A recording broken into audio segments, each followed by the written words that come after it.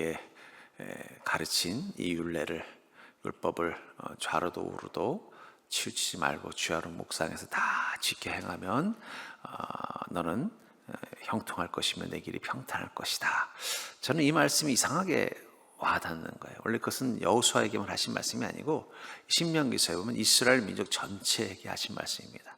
그러니까 여호수아 같이 아주 특별한 사람, 또 이스라엘을 이끌어야 되는 막중한 책임을 가진 자에게만 적용되는 말씀이 아니라 모든 하나님의 백성들은 이 말씀을 지켜라 하고 신명기에서 말씀하셨는데, 거기서 핵심이 뭐예요? 말씀을 잘 지키고 따르면 우리 삶이 형통과 평탄이 같이 간다는 거예요. 여러분, 형통도 복이지만 평탄도 복입니다. 근데 평탄은 했는데 인생에 뭐 형통이 없으면 그것도 좀 싱겁고, 형통을 했는데 그냥 인생에 우여곡절이 많았으면 그것도 고달프죠. 형통과 평탄이 같이 간다는 게 얼마나 감사한 일입니까? 근데 그 비법을 하나님은 어디 숨겨놓으셨다고요? 말씀 가운데 숨겨놓으셨다는 거예요. 옆 사람 보고 인사 한번 할까? 말씀으로 형통하고 평탄합시다. 저는 그 말씀을 믿습니다.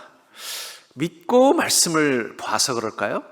뭐 저는 솔직히 말하면 제 인생이 그렇게 엄청나게 스펙타클한 것 같지는 않아요. 예. 뭐 어떤 목사님이 그러더라고요. 세계적인 설교자가 되려면 폐병을 한번 알아야 된다고.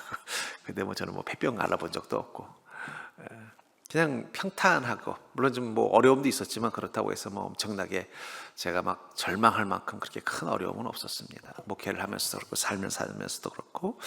그 비결 중에 하나가 뭐냐라고 믿는다면 저 자신에게는 그 말씀을 믿는 거예요. 내가 너에게 가르쳐 지킨 모든 것들, 그 율례를 주야로 묵상하고 또 좌로나 우로나 치우치지 않고 그걸 다 지켜 행하겠다는 마음으로 살아온 것이 제가 사는 삶에서 평탄과 형통을 경험하게 만드는 힘이 아닌가 하는 생각이 듭니다. 저는 그러면서 우리 성도님들이 좀 말씀을 더 사모하고, 그러니까 사모한다는 게 그냥 아는 것이 아니라 어떻게 되는 거예요? 다 지켜 행하고 묵상한다는 건 뭐예요? 그것 때문에 고민하는 거예요. 내가 이 말씀대로 살아야 되는데 이거 어떻게 해야 되나? 이 고민하며 사는 게 바로 묵상하는 것입니다. 그리고 결단을 뭐예요? 그래도 순종하겠다 하는 순간 경험하는 게 평탄과 형통이라는 것입니다. 우리 그것을 위해서 우리가 하나님의 말씀을 좀 체계적으로 배워나가죠. 오늘은 8단원 믿음으로 사는 사람. 우린 당연히 믿음으로 사는 사람이겠죠. 네. 당신은 믿음으로 사는가? 히브리서 11장 6절 한번 읽어볼까요? 시작.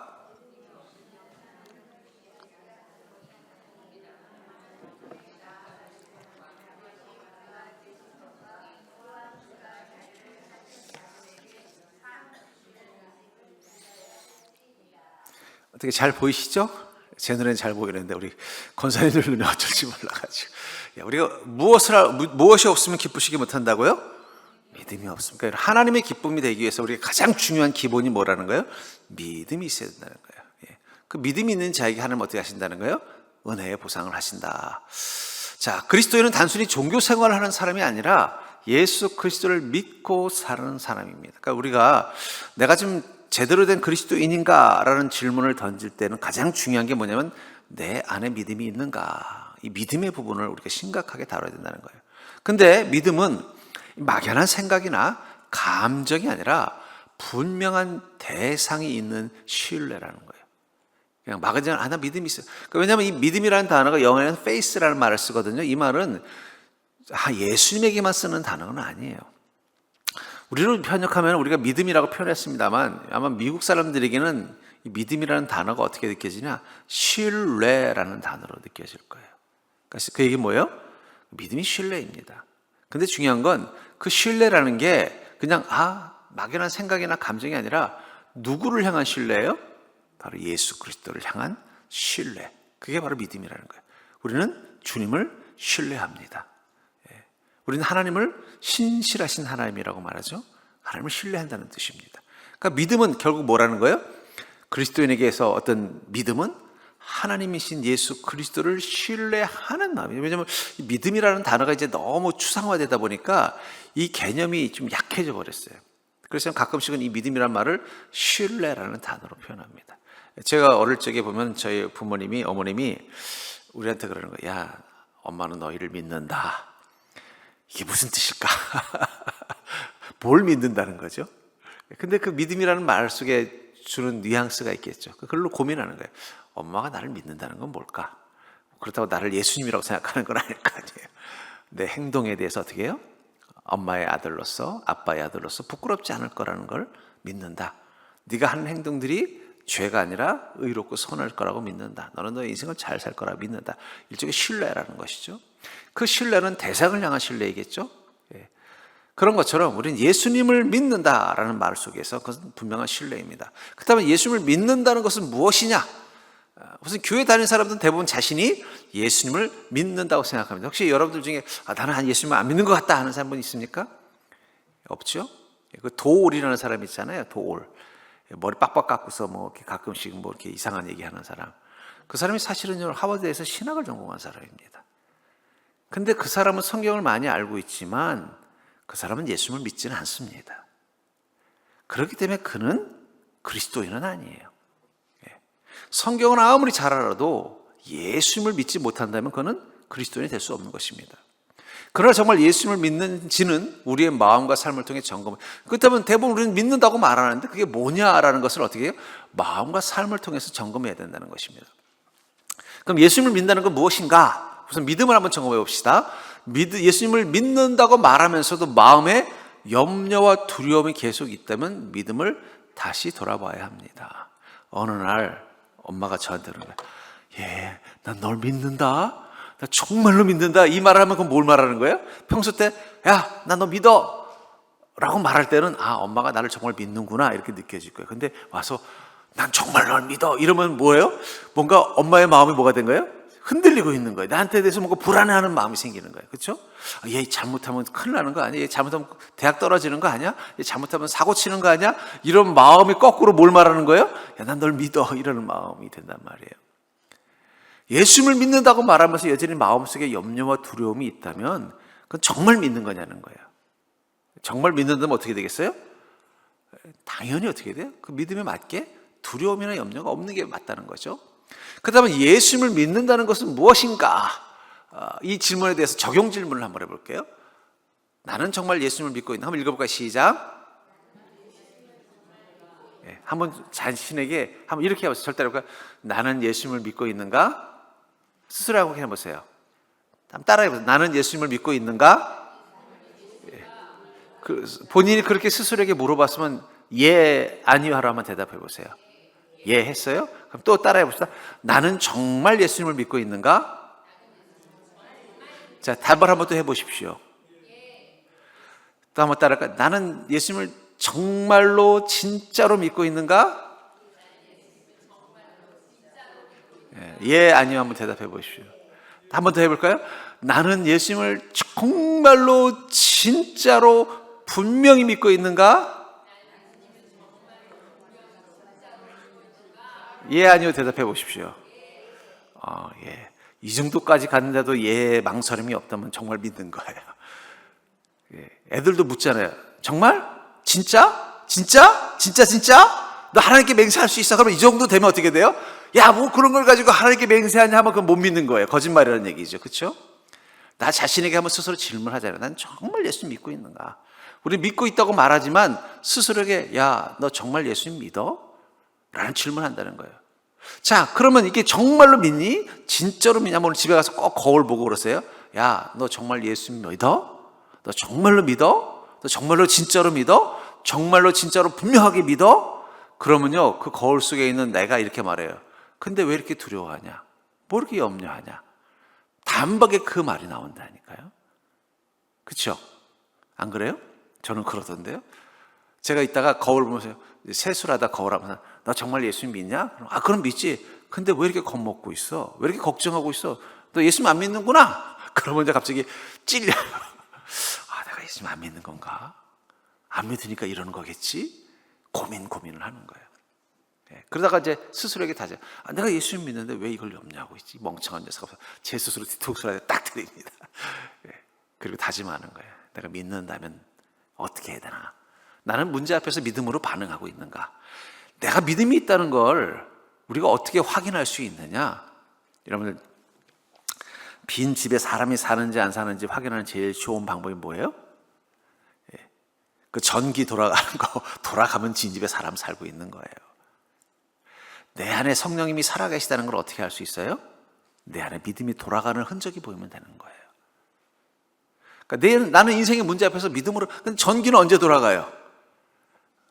불 켜야 될 때, 뭐 예를 들면은 뭐 전자레인지를 돌릴 때, 혹은 책상에서 공부를 해야 될 때, 혹은 뭐 다른 뭐 전기장판을 틀어야 될 때처럼 내 인생의 문제 앞에서 내가 어떻게 반응할 때 믿음은 돌아가는 것입니다. 그 돌아가는 걸 통해서 뭘 느끼는 거예요? 아, 저 사람은 정말 예수를 믿는구나. 그 안에 성령님이 살아계시는구나. 알 수 있는 것입니다. 자, 사울과 다윗의 믿음을 가지고 한번 분석해 볼까요? 사무엘상 17장 33절에서 37절 읽어보겠습니다. 시작.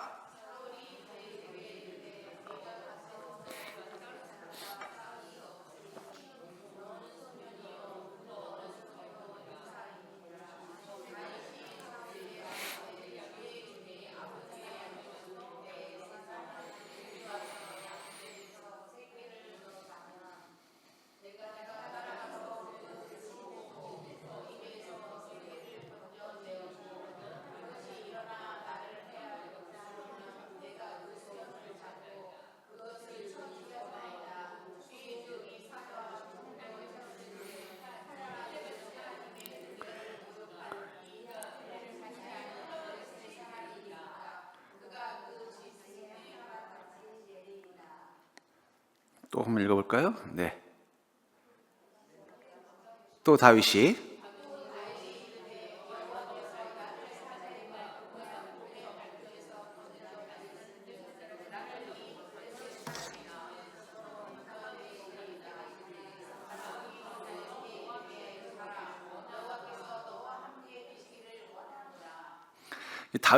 블레셋 군대가 있어 골리앗이 하나님과 이스라엘 군대를 조롱하니까 그 소년 다윗이 사울 왕에게 와서 뭐라 그래요?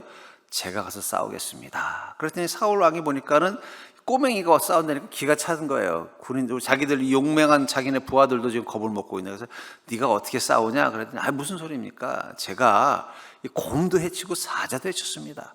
그러면서 뭐라 하면 하나님께서 내게 힘이 되어주셨다는 거예요. 하물며 곰과 사자도 물리치게 해준 그 하나님이 저 할례 받지 않은 저 블레셋의 저 골리앗 하나님께서 당연히 제가 물리칠 수 있게 해주십니다. 그러니까 다윗의 이 자신감은 어디서부터 온 거예요? 하나님을 향한 자신감이었다는 거죠. 그 말을 듣고 사울이 어떻게 해요? 다윗이 그럼 가 싸워봐라 해서 나가 싸우게 되는 것입니다. 자, 사울은 골리앗을 보고 인간적인 조건과 현실의 크기를 보았습니다. 그러나 다윗은 골리앗보다 크신 살아계신 하나님을 보았다는 거예요. 왜 사울이 겁을 먹었어요?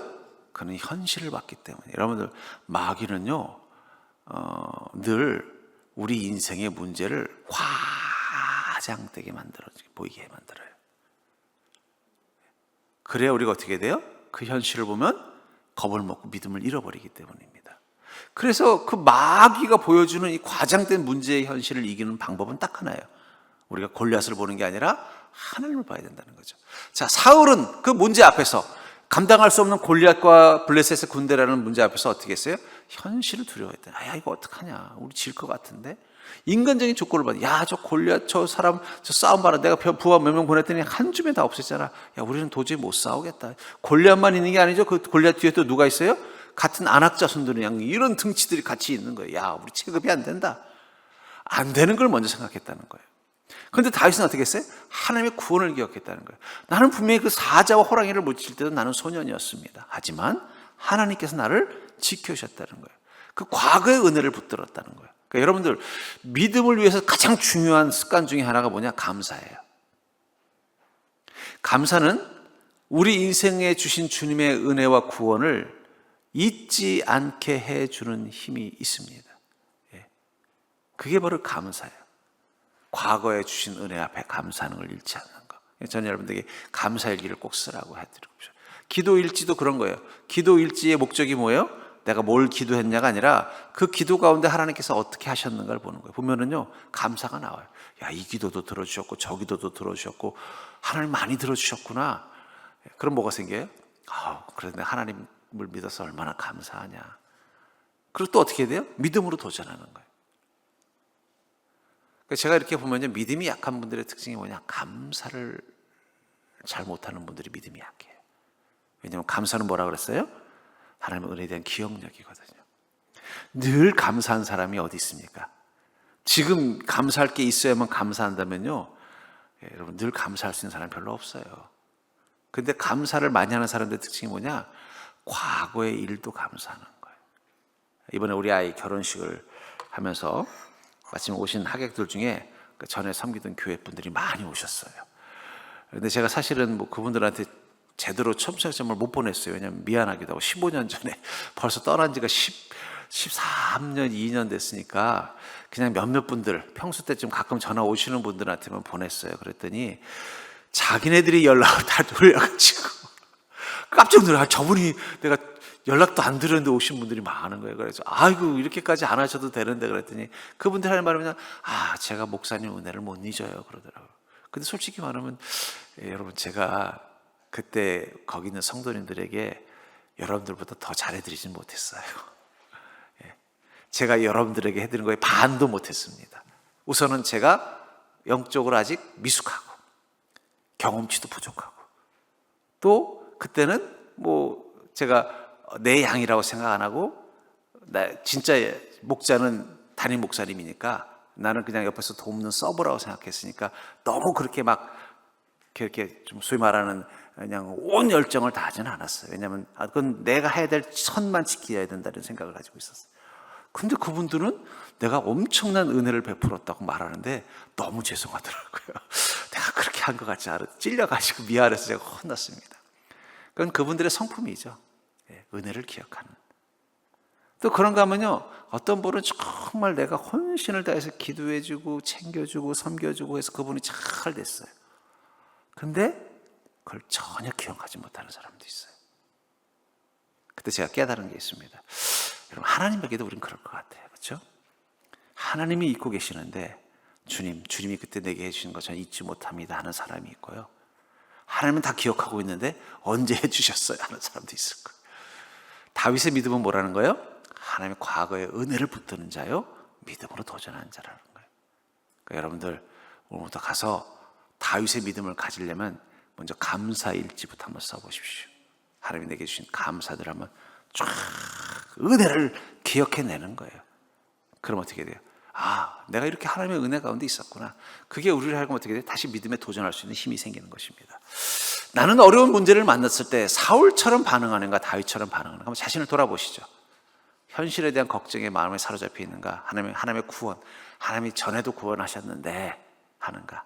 인간적인 조건을 계산하는가? 아니면 과거에 내게 은혜를 주셨던 그것을 기억하면서 이것도 하나님께서 해결하실 것을 믿는가?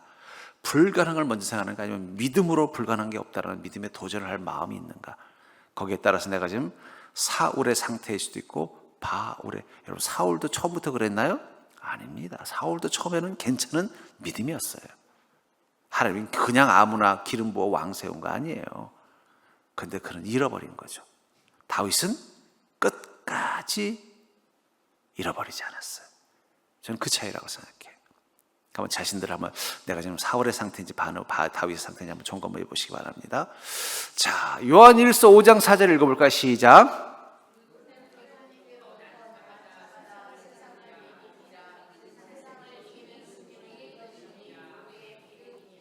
우리는 하나님께 택함 받은 자, 하나님부터 난 자입니다. 그래서 우리에게는 어떤 결과가 있다고요? 세상을 이기게 돼 있다고요. 여러분, 어차피 이기게 돼 있어요. 제가 오전에도 말씀드렸잖아요. 어차피 고민해도 답은 뭐라는 거예요? 하나님이 축복해 주시면 다 된다는 답을 가지고 있는 게 그리스도인입니다. 우리는 세상을 이기게 만들어져 있다는 거예요. 근데 세상을 이기는 승리는 뭐라고요? 우리의 믿음이다. 왜 우리가 믿음으로 살아야 되느냐? 믿음으로 살면 어차피 우리는 우리 인생을 승리할 수 있는 것입니다. 물론 그 승리가 무엇이냐에 따라서는 개인차가 있고 또 그 규정에는 약간의 차이가 있어요. 하지만 분명한 건 우리는 승리한다는 거예요. 그게 바로 믿음이 주는 힘이라는 것입니다. 그리스도인들이 세상을 이기는 길은 능력이나 조건이나 환경이 아닙니다. 성경은 분명히 말합니다. 세상을 이기는 승리는 우리의 믿음입니다. 그러니까 여러분들의 인생이라는 세상을 어떻게 해야 되나 고민하지 말고 내가 그 속에서 어떤 믿음으로 서야 되는가. 다윗 같은 믿음 가지고 서면 결론은 어떻게 되는 거예요? 이긴다는 거예요. 여러분, 다윗이 그 골리앗과 싸우러 갈 때 어떤 생각 가지고 갔을까요? 내가 보니까 곰한테 이 돌을 던져 쓰러뜨릴 때 보니까 곰이 두 손 바짝 들을 때 재빨리 던지면 쓰러지더라. 그걸 생각하면서 던졌을까요? 아니에요. 하나님, 제 앞에 있는 건 곰이 아니라 골리앗입니다. 곰하고 골리앗은 레벨이 다르죠. 이 사람은 군인이고 전투 경험이 있고 머리에는 헬멧을 쓰고 있었을 것이고 손에는 창 방패가 있을 텐데 이 돌멩이 가지고 쓰러뜨린다는 게 쉽지 않은 거예요. 하지만 주님께서 이 돌 가운데 하나님의 권능을 실어주실 줄 믿습니다 하고 던진 거예요. 자기 노하우로 던진 게 아니라 믿음으로 던진 거예요. 믿음으로 던졌더니 그 돌덩이가 어떻게 돼요? 쭉 가는데 골리앗이 하다 그냥 정통으로 맞은 거예요. 그게 믿음입니다. 나는 지금까지 무엇으로 인생을 살아왔는가? 돈, 능력, 경험, 사람을 의지하지 않았는가? 나는 정말 믿음으로 살고 있는가? 여러분, 다윗도 돈이 필요했을 거예요. 다윗에게도 능력이 있습니다. 다윗도 위대한 용감한 장군들의 경험이 있습니다. 다윗 주변에도 많은 다윗을 따르는 사람들이 있었어요. 하지만 중요한 건 다윗은 한 번도 그것들을 의지하지 않았다는 거예요. 그러니까 돈이 없어서 하나님을 의지하는 게 아니에요. 능력이 없어서 하나님을 의지하는 게 아니에요. 내가 경험치가 부족해서 하나님을 의지하는 게 아니에요. 내게 도움 줄 사람이 없어서 하나님을 의지하는 게 아니라 돈이 있어도 능력이 있어도 경험이 있어도 내 주변에 나를 도울 사람이 많아도 나는 무조건 무엇을 의지한다고요? 하나님만 의지하겠다고 말하는 게 믿음이라는 거예요. 이건 정말 중요합니다. 왜냐하면 마귀는 우리가 믿음으로 나가려 할 때마다 그냥 궁핍하게 하지 않아요. 궁핍하면 더 믿음이 생겨요. 갑자기 돈이 생기게 돈을 의지할 수 있는 기회를 주는 거예요. 하나님은, 마귀는요 우리에게 능력을 줍니다. 야, 이거 뭐 하나님께 기도 안 해도 될 것 같은데 하는 마음을 갖게 만들어 준다니까요. 하나님은요, 마귀는요 우리가 많은 경험을 통해서 지혜를 갖게 만들어요. 그래서 그 지혜를 가지고도 충분히 해결할 수 있을 것처럼 보이게 만들어요. 그래서 어떻게 돼요? 야, 내가 전에도 이런 때 이렇게 하면 되던데 하면서 그렇게 하려고 하면 안 돼. 마귀는 또 우리가 나를 도우려는 사람을 의지하게 만들어요. 마귀는 그것을 통해서 어떻게 돼요? 우리가 하나님을 의지하는 게 아니라 그것들을 의지하도록 자꾸 끌고 가는 것입니다. 그럼에도 불구하고 나는 하나님을 의지하겠다는 믿음으로 나아갈 때 비로소 우리는 세상을 이기는 자가 되는 것입니다. 로마서 10장 10절 읽어볼까요? 시작.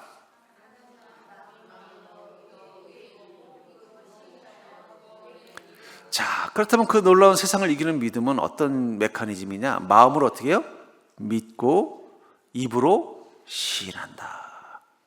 사람들은 육체적인 감각에 의존해 살아갑니다. 그러나 그리스도인은 믿음이라는 영적인 감각으로 살아갑니다. 로마서 1장 17절 읽어볼까요? 시작. 여러분, 우리 믿음은, 그리스도인의 삶의 방식은 믿음입니다. 믿음은 선택사항이 아니라 성도들의 삶의 원리, 기본, 베이스가 되는 거예요. 한국 음식의 베이스는 뭐예요? 마늘, 고춧가루. 네. 이거 빠지면 한국 음식 아니에요. 그렇죠? 물론 된장도 있습니다만. 그런 것처럼 우리 그리스도인의 모든 삶에는 마치 마늘을 넣는 것처럼 믿음이 꼭 깔려 있어야만 비로소 어떻게 되는가요? 성도의 삶이 된다는. 그래서 바로 오직 의인은 믿음으로 말미암아 살리라는 말 속에 있다는 거예요. 또 사람이 마음으로 믿어 의에 이르고 입으로 시인하여 구원에 이른다는 것은 뭐예요? 그냥 느낌이 아니라 어떻게 되는가요? 영적인, 내가 주님이 나와 함께 계시는구나, 주님의 존재를 느끼고 어떻게 해요? 그것을 고백하는 믿음으로 나가는 것입니다. 또 요한복음 3장 16절 읽어볼까요? 시작.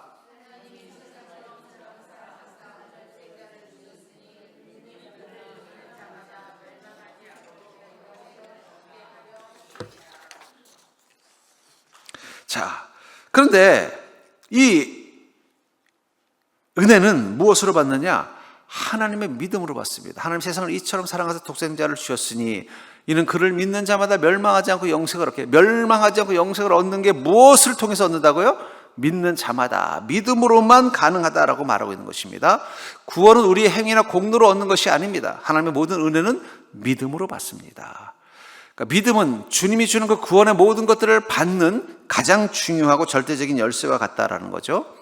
자, 하나님의 은혜는 믿음으로 와서 이사야서 53장 5절 한번 읽어볼까요? 시작.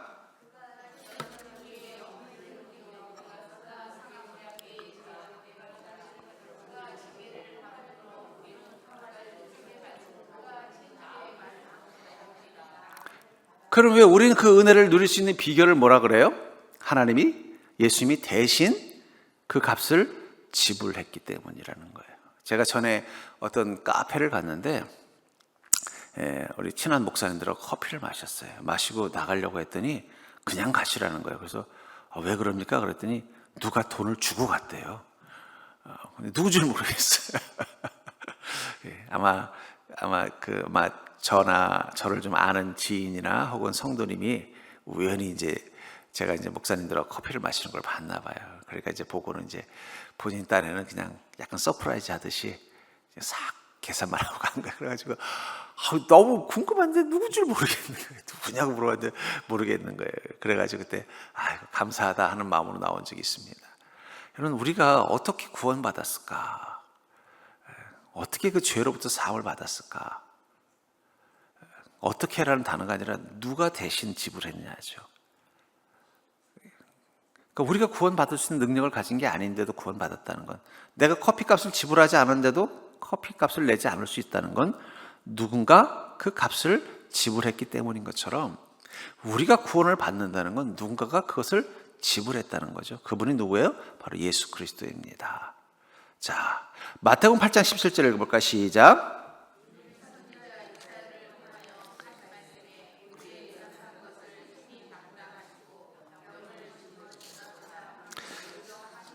누가 지불했느냐를 구체적으로 뭐라고 말씀하세요? 우리의 연약한 친히 자매가 병을 짊어지셨다는 그분, 바로 예수님 메시아를 이야기하고 있죠. 그러니까 믿음은 왜 우리가 예수를 믿어야 되느냐? 그분이 어떤 분이기 때문이라는 거예요? 우리를 사랑하셔서 이 땅 가운데 오신 하나님 독생자라는 거예요. 그렇기 때문에 우리는 그분을 믿는 거예요. 왜냐하면 그분이 어떻게 했기 때문에? 우리를 영생을 얻도록 은혜를 주셨기 때문입니다. 그리고 그 은혜를 위해서 주님은 어떻게 하셨어요? 우리 대신해서 죄에 대해서 십자가의 형벌을 감당하셨다라는 거예요. 값을 대신 지불해 주셨다라는 거예요. 주님이 그 값을 지불하셨기 때문에 우리가 구원받은 것입니다. 그 사실을 믿고 또 그분을 믿는 것이죠. 그리고 그것을 통해서 우리 연약한 것을 친히 담당하셔 병을 짊어지신 그분이 바로 우리가 기다리는 메시아 예수 그리스도다라는 것을 말하기 때문에 우리가 되는 거예요. 예수님을 믿는 것입니다. 네. 그러니까 우리는 하나님의 은혜로 믿음을 받았고, 그 믿음은 바로 우리를 구원하는 하나님의 은혜가 된 것입니다. 그때 우리에게 믿음으로 순종할 때 하나님께 쓴 거는 무슨 얘기예요? 우리는 믿음을 갖게 되는 순간 우리에게 나타나는 게 뭐냐? 우리를 구원하신 게 예수 그리스도시고 그분이 하나님이시고, 그분을 믿는 믿음이 바로 우리로 하여금 구원의 삶을 살게 할 때 우리의 믿음이 하는 가장 큰 역할 중에 하나는 뭐냐? 순종, 믿음으로 순종이라는 거예요. 저는 믿음과 믿음으로를 늘 구분지으라고 말씀드려요. 우리는 자꾸 믿음을 명사로 생각합니다. 믿음은 명사보다는 동사에 가깝다고 생각해요. 믿으면 믿는 대로 행하는 거예요. 그렇죠? 여러분, 믿는 대로 행하지 않겠습니까? 여러분들이 만약에 몸이 아주 안 좋아요. 근데 내가 똑같은 병을 가지고 있는 사람이 이거 그래, 요즘 그 약국에 갔더니 그 약 먹었더니 너무 좋아, 이렇게 말하는 거예요. 그래서 가서 먹었더니 정말 좋아졌어요. 그럼 뭐가 생겨요? 그 약에 대한 신뢰가 생겼잖아요. 그럼 그 다음부터 어떻게 할까요? 몸이 안 좋을 때마다 그 약국 가서 그 약 좀 주세요 하지 않겠냐요. 왜냐하면 뭐가 생겼기 때문에? 믿음이 생겼기 때문에 그렇다는 거예요. 우리가 믿음이 생기면요, 그 믿음을 따라서 어떻게 돼요? 우리 삶이 행동으로 나오게 돼요. 그게 믿음으로. 그러니까 사실은 믿음이라는 이 말은 별로 좋은 표현이 아닙니다. 믿음으로 해야 돼요. 믿음으로 안에 믿음이 있는 것입니다. 우리가 믿음이 행동으로 이어질 수밖에 없는 게 바로 믿음. 그러니까 믿음 따로, 믿음이 주는 행동 따로가 아니에요. 믿음이 있으면 행함은 자연스럽게 나타나게 돼 있다는, 그게 믿음으로라는 거예요. 우리가 근데 그 믿음으로 해서 가장 중요한 요소가 뭐냐? 순종이라는 거예요. 누구를 향한 순종이요? 하나님과 하나님의 말씀을 향한 순종이라는 거예요. 우리가 믿음으로 순종하면 하나님께서는 우리를 통해 하나님만이 하실 수 있는 일들을 행하십니다. 자, 믿음이 없는 삶과 믿음이 있는 삶의 특징을 이렇게 나눠봤어요. 첫 번째, 믿음이 없는 사람은 돈을 더 의지하지만 믿음이 있는 사람은요, 말씀을 더 의지한다. 우리 현대인들은 사실은 돈을 많이 의지하죠. 우리도 마찬가지 유혹 속에 있죠. 어때요? 뭘 할 때마다 돈이 얼마나 드나, 내가 돈이 있나, 이것부터 생각하잖아요. 그렇죠? 근데 믿음은 어떻게 돼요? 돈 이전에 말씀, 하나님께서 행하라 하셨으니, 하나님께서 된다 하셨으니 그 말씀에 더 순종하는 거예요. 내 능력을 더 의지합니다. 하지만 믿음이 있는 삶은 어떻게 돼요? 기도의 자리로 나아갑니다. 그러니까 믿음이 생기면 믿음으로가 될 때 어떻게 되는 거예요? 말씀에 순종한다는 거예요. 또 기도의 자리로 나간다는 거예요. 믿음이 없는 삶은 현실 계산을 먼저 합니다. 이거 이렇게 경험해보니까 이렇게 되고 주변의 이야기도 들어보니까 이렇게 되니까 이거밖에 안 될 거야 라고 말하지만, 믿음의 삶은요, 하나님이 일하심을 경험하는 거예요. 하나님의 역사하심을 경험하는 거예요. 믿음이 없는 사람은요, 하나님의 역사를 경험하지 못합니다. 그러나 믿음의 삶은요, 간증이 생긴다는 거예요. 그러니까 우리가 믿음으로 살면 믿음으로 살수록 뭘 경험하게 돼요? 우리 삶에 흔적이 있는 거예요. 그러니까 믿음이 있는 사람은 믿음으로 행동할 수밖에 없고, 믿음으로 행동한 사람에게는요, 반드시 간증거리가 생기는 거예요. 한번 지난 한 주간 여러분들이 믿음의 스위치가 켜졌던 시간들을 한번 상상해 보시죠. 그때 내가 믿음으로 반응했어요. 믿음으로 반응했더니 어떤 일이 일어났습니까? 제가 대학원 다닐 때 IMF가 터졌어요. IMF가 터졌는데, 아기도 태어났고, 또 저희 아내도 그때 몸이 안 좋았어요. 저혈압이어서 알바를 하긴 했지만 힘들고 생활이 영 안 되는 힘든데요. 그런데 이제 1년 휴학을 했어요. 어쩔 수 없이 휴학을 했는데 또 복학을 하긴 해야 될 것 같은 거예요. 근데 어떻게 해야 되나 하다 그냥 믿음으로 했습니다. 믿음으로 했는데, 믿음으로 했지만 돈 나올 구석은 없는 거예요. 돈 나올 구석이 없었는데도 그냥 갔어요. 가서 기숙사도 신청하고 갔어요. 근데 그때 저희가 아기를 낳고 이제 아이도 돌봐야 되고 이래서 이제 대전에 전셋집을 살다가 할 수 없이 서울로 올라와야 됐어요. 근데 이 집주인이 집이 안 빠진다고, 집 빠지면 죽겠다는 거예요. 그 말만 믿고 우선 올라왔어요. 근데 1년이 지나도 안 빼주는 거예요. 그래서 얼마나 어려운 삶이면 그럴까 했는데, 저희 아버지가 이렇게 보더니 이제 주변에 좀 법을 아시는 분한테 부탁을 했나 봐요. 지금 어떻게 하면 좋냐. 근데 조사를 해봤더니 집주인이, 알고 봤더니 이 유성이 큰 빌딩을 가진 부자더라고요. 부자인데 그걸 안 빼주는 거예요. 1년이 넘도록. 그 집이 안 나온다고, 사람들이 안 들어간다고. 그러니까 이제 저희 아버지는 화가 나가지고 이제 재판을 했어요. 재판을 했더니 정황을 보니까 돈이 있는 사람인데 안 해준 거예요. 그러니까 판사가 그 전세자금 다 하고, 그 다음에 그동안 밀린 이자도 그때 몇 프로였더라? 하여튼 몇 프로를 해서 다 주라 그랬어요. 그리고 바로 그 큰 건물에다가 근저당을 해버리더라고요. 그렇게 하는 건지 몰랐으니. 저는 이제 제가 한 게 아니니까 저희 아버님이 그 법률을 아시는 분 도움받아는 거예요. 그랬더니 단박에 올라와가지고, 그것도 내려오셔서 돈 주시가 아니라 끝나자마자 올라와가지고 돈을 탁 주고 가더라고요. 그래서 이제 원금 빼고 딱 보니까 등록금이에요. 그 바람에 내가 감사했어요. 어차피 내가 이 돈 받아가지고 서울 가봤자 부모님 집에 있으니까 통장에 넣어놓으면 야금 까먹으면 나중에 돈도 안 남을 것 같으니까 하나님 어떻게 하신 거예요? 묶어놓으신 거예요. 또 그냥 묶어놓으면 손해니까 어떻게 돼요? 등록금이라도 마련하라고 이자를 또 은행에 넣어주신 거야. 그래가지고서는 오히려 그 1년 휴학하고 딱 복학했더니 등록금이 딱 준비가 돼가지고 등록금을 냈어요. 그걸 경험하고 나니까 계속 등록금 내기가 싫어지더라고요. 그래서 제가 그냥 계속 믿음으로 신청하고 기다렸습니다. 그랬더니 신기한 일이 일어난 거예요. 제가 이제 1학년 반까지 하고 휴학했고, 나머지 이제 3학기를 하는데, 한 번은 이렇게 해서 통과됐죠. 두 번째 이제 마지막 이제 3학년 1학기 이제 2번 남았는데 1학기 딱 됐는데 또 못 내고 있었어요. 그랬더니 막 독촉 전화가 온 거예요. 학생 교무청 학생, 빨리 등록금 안 하면 이번에 저기 복학 취소된다고, 등록 안 된다고. 근데 조금 있다가 원우에서 전화 오더라고요. 전사님 등록 못했다면서요? 그래요. 예. 그랬더니 마치 우리가 등록금이 장학금이 있는데 전사님 그걸로 등록하세요. 그래서 내기를 했어요. 그 제비를 붙이고 나니까 다음번에도 또 내기가 싫더라고요. 그래서 한 번도 안 냈습니다. 왜냐면 제 안에 뭐가 생겼냐면 믿음이 생긴 거예요. 내가 주님을 위해서 이 길 가겠다는데, 지금 우리 처지가 이런데 우리 애도 키워야 되고 하는데 현실적으로는 불가능하죠. 그래서 가끔 제가 제 아내랑 그 생각을 해요. 우리가 그때보다 믿음이 약해진 것 같지 않냐. 우리 정말 아무것도 없는데 결혼하자마자 뱃속에 애기 생겼죠. 신대원 들어갔을 때 제가 받았던 월급이 30만 원이었어요. 저희 아내가 이제 학원 알바 뛰고 뭐 아기 키우고, 그러니까 분유값 살 돈이 없으니까 분유 떨어지면 부모님 댁에 가서 분유 한 달치, 기저귀 한 달치. 그러는데도 두려움이 없었던 것 같아요. 염려가 없었던 것 같아요. 그거는 철이 없어서가 아니라 내 안에 더 든든한 믿음이 있었던 것 같아요. 그리고 또 그때 IMF 터져가지고요, 졸업은 했는데 갈 데가 없는 거예요. 사역자들을 안 뽑아요. 기존에 사역자를 뽑던데도 다 스톱했어요. 교회들도 어려워지니까. 막 그때 문 닫는 교회도 엄청 많았어요. 건축들 하고 나서 빈덩이. 갈 데가 없는 거예요. 야, 이거 어떡하냐, 큰일이다. 이제 공부 끝났으니까 좀 전임하면은 좀 생활할 수 있겠지 했는데 이게 또 안 되는 거예요.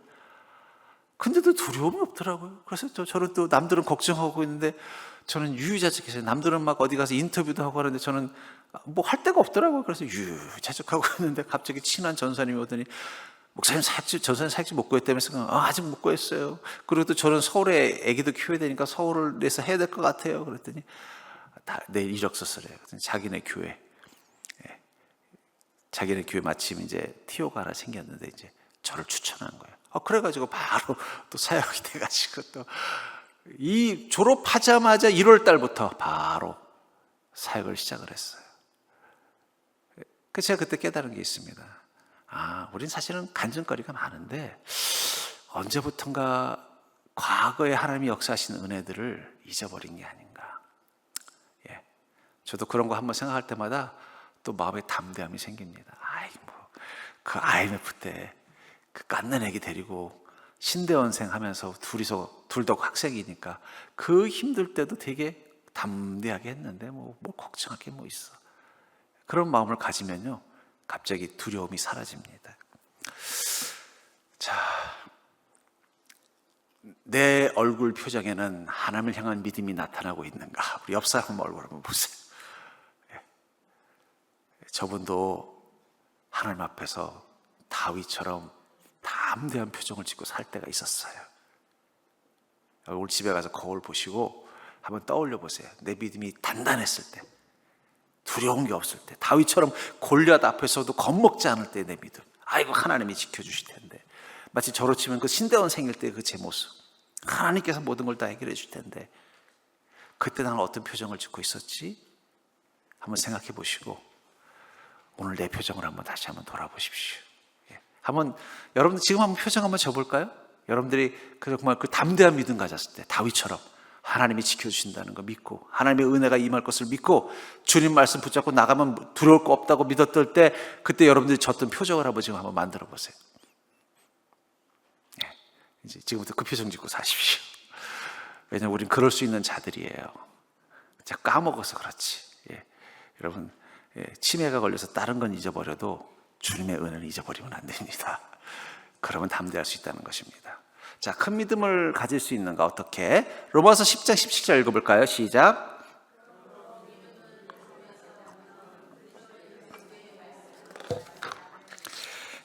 큰 믿음을 위해서 우리가 4가지 훈련을 해야 됩니다. 첫 번째는 믿음으로 살지 못했음을 회개하자는 거예요. 여러분, 왜 우리가 회개해야 되느냐? 그것은 내가 잘못된 습관에 대해서 어떻게 해야 돼요? 스톱하는 거기 때문이에요.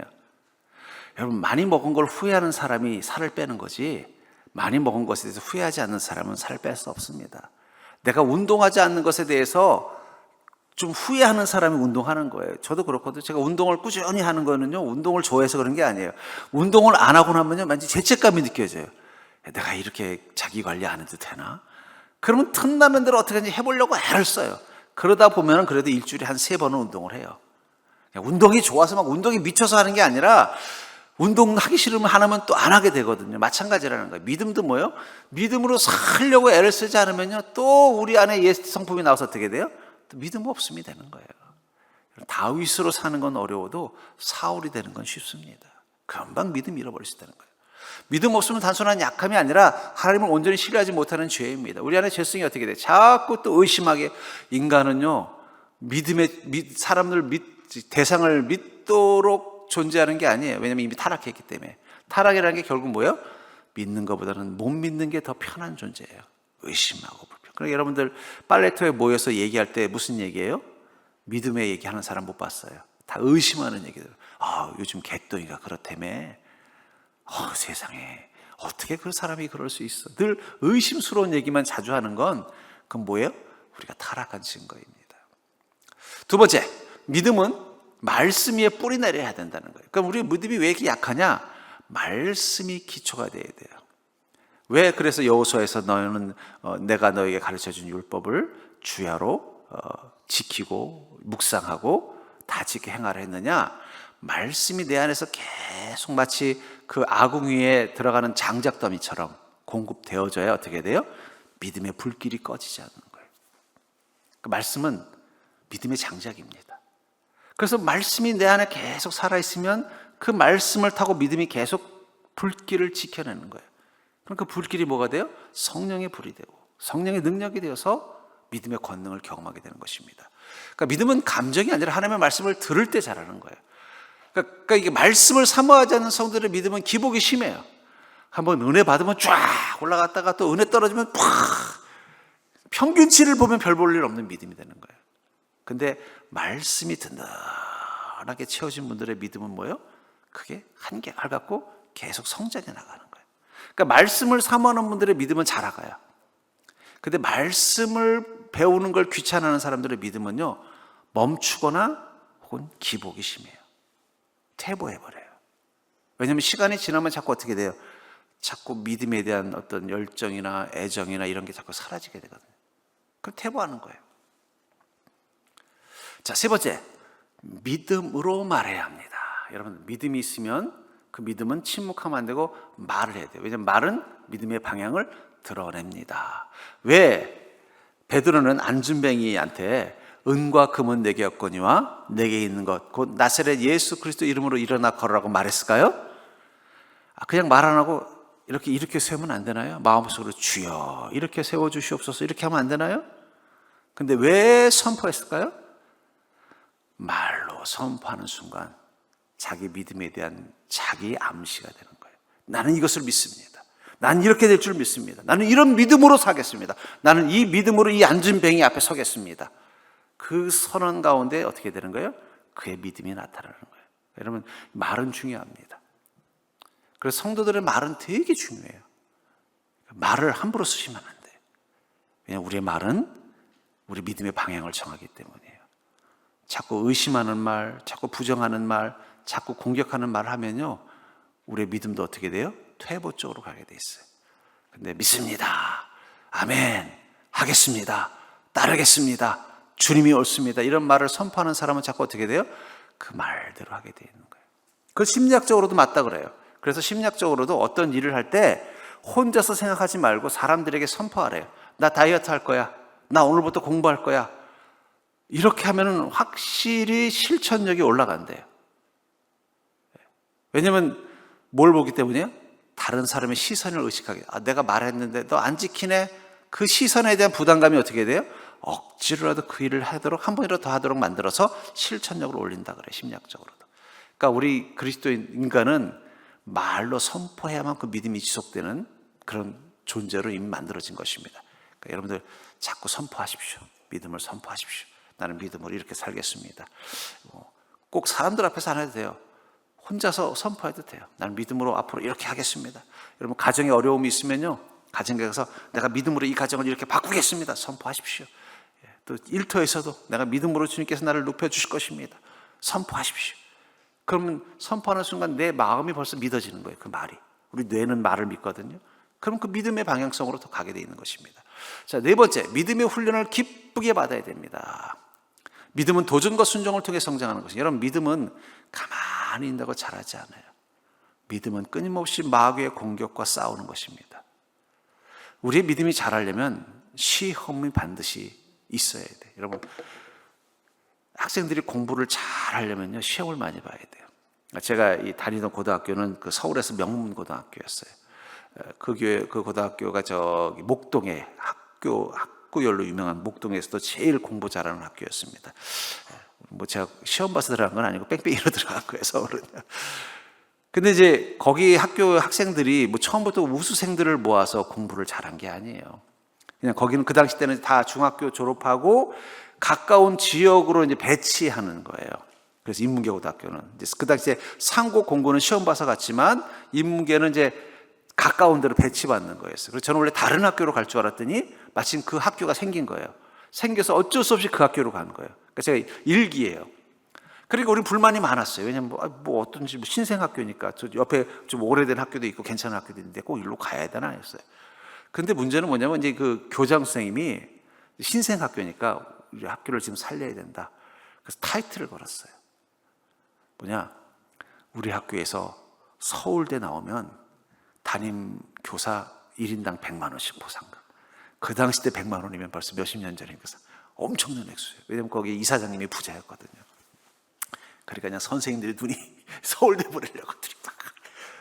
그러면서 한 게 뭔지 아세요? 매일 시험 보는 거예요. 매일 시험 보는 거예요. 지겨워. 영어도 어떻게, 보통은 영어 하면은요, 매일 단어 시험 보는 거예요. 수학도 매일 시험. 그러니까 우리는 매일매일 시험 보는 거예요. 막 지겨워요, 지겨워. 시험 보니까 어떻게 되겠어요? 시험 보면 결과가 나오잖아요. 떨어지면 너 왜 떨어졌어? 혼나는 거예요. 그러니까 어떻게 돼요? 늘 긴장해서 그 시험을 봐야 돼요. 그러니까 3년을 시험을 보니까 애들이 어떻게 되겠어요? 그 저희 때 우리 한 학년이 그때 한 300명이었거든요. 그 300명 중에 서울대를 40명이 갔습니다. 최고 기록을 갔어요. 그렇다고 해서 뭐 여기처럼 여기는 좀 성적에 따라서 학교 배분하잖아요. 뭐 평택고 이렇게 하잖아요. 거기 그런 데가 아니라 지역별로 분배하는 거예요. 그냥 그 동네 애들이 온 거예요. 저도 다 그 동네 다니는 애들이. 근데 그 학교가 그렇게 된 비결이 뭐냐? 시험. 매일 시험 보는 거예요. 그리고 야간 자율학습. 말이 야간 자율학습이지. 도망갔다. 학생부에 끌려가서 이제 칙삭이 온 방학이 없었어요. 방학이. 3년을 그렇게 보내게 하는 거예요. 그러니 애들이 공부를 잘하죠. 물론 다 잘한 건 아닙니다. 그래도 또 그 속에서 또 안 한 애들도 있어요. 근데 가만히 생각해 보니까 어떻게 그냥 평범한 애들인데 저렇게 성적이 확 올라갔을까? 그 비결이 뭔가 봤더니 그 매일 시험 본 거예요. 매일. 우리는 너무 힘들었지만 그 힘듦 속에 어떻게 돼요? 자기도 모르게 성적이 올라간 거예요. 왜냐면 내일 또 시험 본다면 또 준비해야 되는 거예요.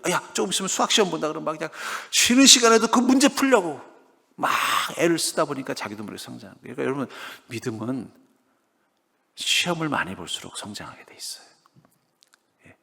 옆 사람 보고 이렇게 하면서 시험 들었다고 낙심하지 마시고 성적 올릴 기회로 삼읍시다. 그러니까 우리가 마귀의 시험을 당하는 거는 우리의 믿음의 성적을 올릴 수 있는 기회라고 생각해요. 힘들죠. 저 사실은 그리고 한 10년 이상 그 학교 근처를 가지도 않았어요. 너무 지겹고 힘들어가지고 끔찍해서. 근데 이제 나중에 시간이 지나 보니까 그래서 우리 동문들이 보면 좀 잘 나가요. 다 서울대도 많이 나왔고, 뭐 서울대 50명 갔으면 밑에 애들도 뭐 웬만한 데는 다 좋은 데 갔죠. 시험이 만들어주는 비결이라고 생각합니다. 여러분, 주님, 나는 왜 이렇게 시험이 많습니까? 그럼 하나님께서 여러분들 서울대 보내려고 그러는 거예요. 기대하는 것입니다. 이사야서 6장 5절부터 7절 읽어볼까요? 시작.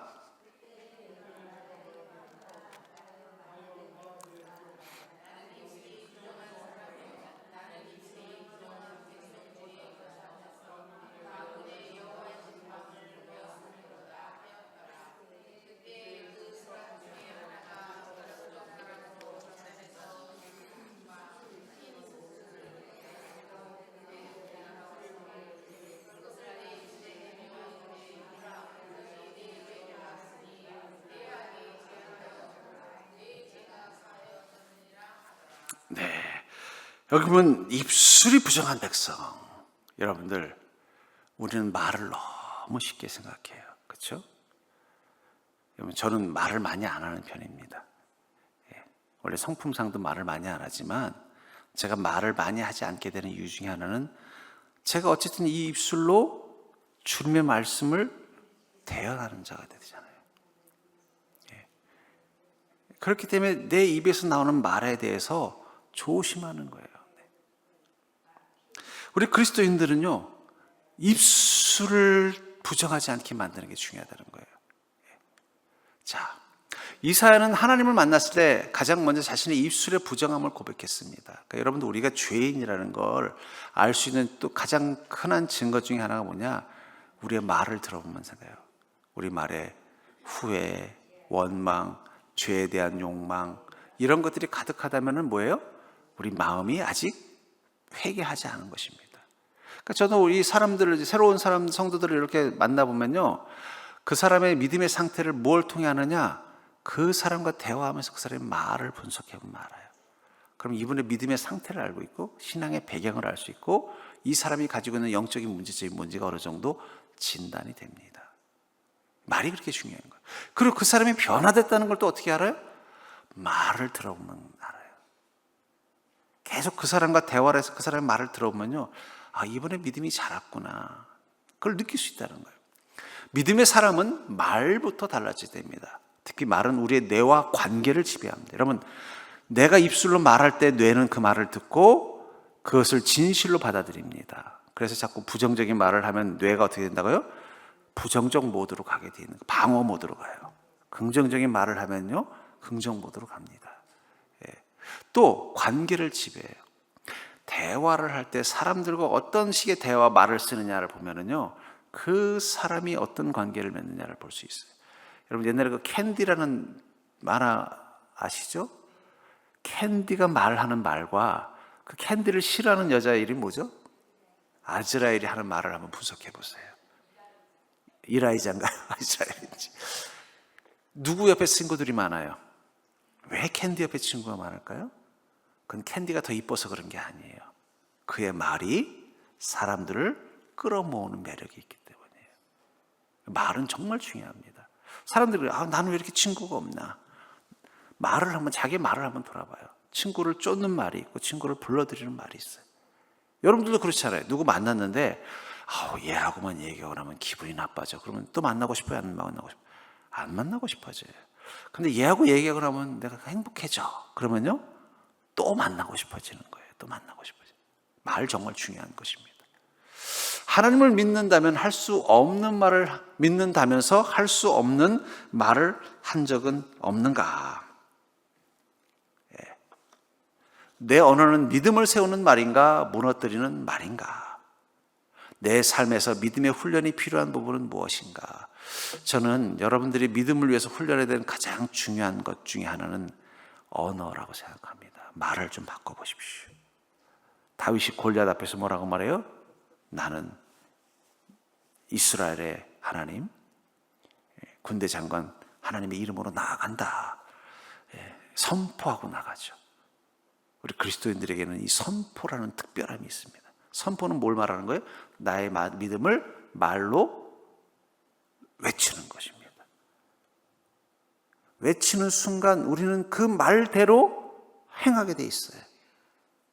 그러는 순간 믿음의 능력이 나타나는 것입니다. 그러니까 여러분들이 어떤 힘든 상황 가운데 믿음의 능력이 필요하다면 그 자리에서 말로 선포해 보십시오. 나의 믿음을. 만약에 안 떠오르면 써서 해도 돼요. 읽기부터 시작하십시오. 난 믿음으로 이렇게 될 것이라고 나는 믿습니다. 주님의 이름으로 나아가겠습니다. 선포해 보는 것입니다. 내 삶에서 믿음의 훈련이 필요한 부분은 어디인가? 결국 믿음이라는 건 24시간 예수님을 바라보는 자가 되는 것입니다. 왜냐하면 믿음의 끝에는 누가 계셔요? 예수님이 계시기 때문에, 그분을 향한 믿음이기 때문이에요. 히브리서 12장 2절을 한번 읽어볼까요? 시작.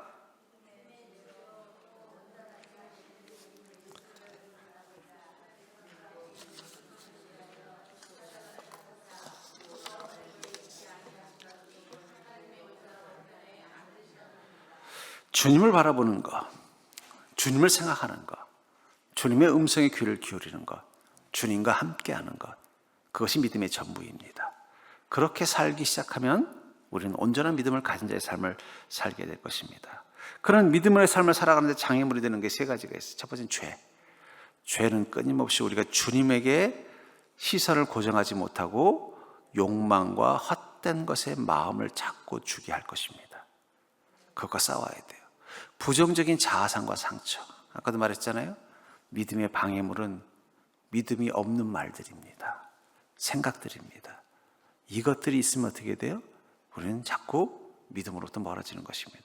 세 번째는 세상적인 가치관이 우리에게는 강한 중력이 되는 거예요. 주님의 가치관, 천국 소망하다가도 세상의 가치관이 확 끌어당기면서 끌려가는 게 인간의 연약함이에요. 이게 바로 우리가 믿음으로 주님 바라보는 데 막는 큰 세 가지 장애물입니다. 예수님께서 나와 함께 계신다는 것이 분명히 믿어지면 삶이 바뀝니다. 그렇죠? 내 옆에 주님이 늘 계시다고 생각하면 태도가 달라지는 거예요. 또 예수님을 바라보는 사람은 죄와 염려와 두려움에 끌려가지 않습니다. 우리의 눈이 다른 걸 보면 또 죄, 또 걱정, 또 두려움에 사로잡히지만 주님을 바라보면요 사라지는 것입니다. 베드로서 5장 7절 한번 읽어볼까요? 시작.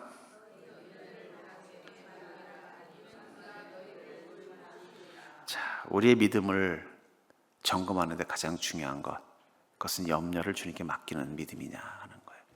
아직도 염려가 내 마음속에 있고 내 입술에 염려의 말들이 멈추지 않는다면 우리 믿음이 지금 위기에 있거나 흔들리고 있거나 유혹받고 있는 것입니다. 누가복음 6장 27절 읽어볼까요?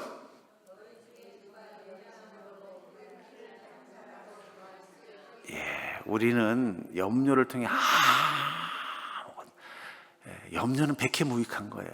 근데 왜 그걸 늘 가지고 사십니까? 어떤 분 만나보면요 24시간 염려로부터 자유하지 못한 분도 있어요. 그걸로 아무것도 할 수 없는 건데 그 염려에 사로잡혀 있는 것입니다. 누가복음 21장 34절 읽어볼까요? 시작.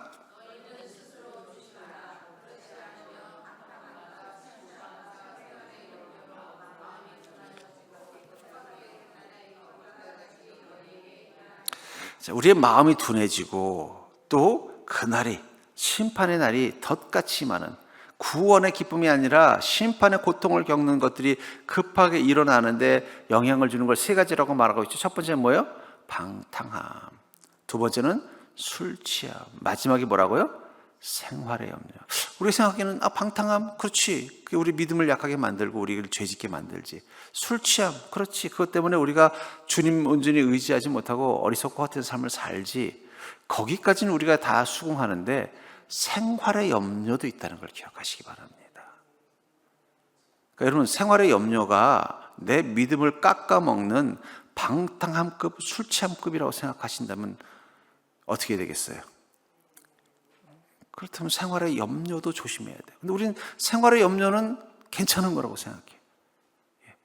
우리가 죄의 유혹에 빠지는 거나 생활의 염려에 빠지는 거나 우리가 믿음을 잃어버리는 데는 똑같은 이유라는 거예요. 우리가 술 취하듯이 죄에 취해 사는 거나 생활의 염려에 빠지는 거나 우리 믿음을 잃어버리는 결정적인 요소라는 거예요. 그래서 어떻게 돼요? 마음이 둔해진다는 거예요. 마음이 둔해지니까 어떻게 돼요? 주님의 구원을 잃어버리고 심판의 덫에 걸리게 된다는 것입니다. 나는 하루에 얼마나 예수님을 바라보는가? 내가 예수님을 바라보지 못하는 가장 큰 이유는 무엇인가? 오늘 주님께 맡겨야 할 염려는 무엇인가? 하나님의 나라를 위해 힘써야 할 분은 일은 무엇인가? 이 네 가지 질문을 한번 해보시기 바랍니다. 오늘 내가 주님께 맡게 될 염려, 그리고 그 염려 때문에 잃어버린 하나님의 나라를 위해서 고민하고 근심하고 힘써야 되는 부분은 무엇인가? 이 부분들을 한번 고민해 보시고 여러분들의 믿음이 다시 한번 회복되고 또 더 단단해지고 또 도약할 수 있기를 주의 이름으로 축원합니다.